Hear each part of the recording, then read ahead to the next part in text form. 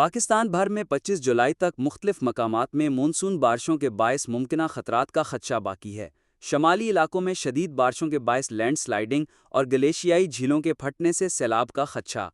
जेलम में मंगला और काबुल में नौशहरा के मकाम पर भी पानी के बहाव में इजाफा मतवक्के है। दरियाए सिंध में तरबेला, काला बाग, चश्मा, तोनसा और गड्डू बैराज पर पानी की सतह बढ़ने का खदशा जाहिर किया गया है। ज़राए के मुताबिक खैबर पख्तूनख्वा में दरियाए सवात, पंचकोड़ा और दीगर नदी नालों में तोगयानी का खतरा है। दरियाए हुंजा, शिगर और नदी नालों में सैलाबी सूरत हाल पैदा हो सकती है। NDMA के मुताबिक शाहराह कराकरम और बाबूसर टॉप दोनों जानिब से लैंडस्लाइडिंग के बाइस बंद हो चुके हैं। तर्जुमान ने सयाहों को खबरदार करते हुए कहा कि 25 जुलाई तक पहाड़ी इलाकों में सफ़र से गुरेज करें। पुकार तला गंग नाजरीन, ताज़ा तरीन सूरत हाल जानने के लिए हमारे YouTube channel, WhatsApp group, Facebook page समेत हमें टिकटॉक पर ज्वाइन कर लें।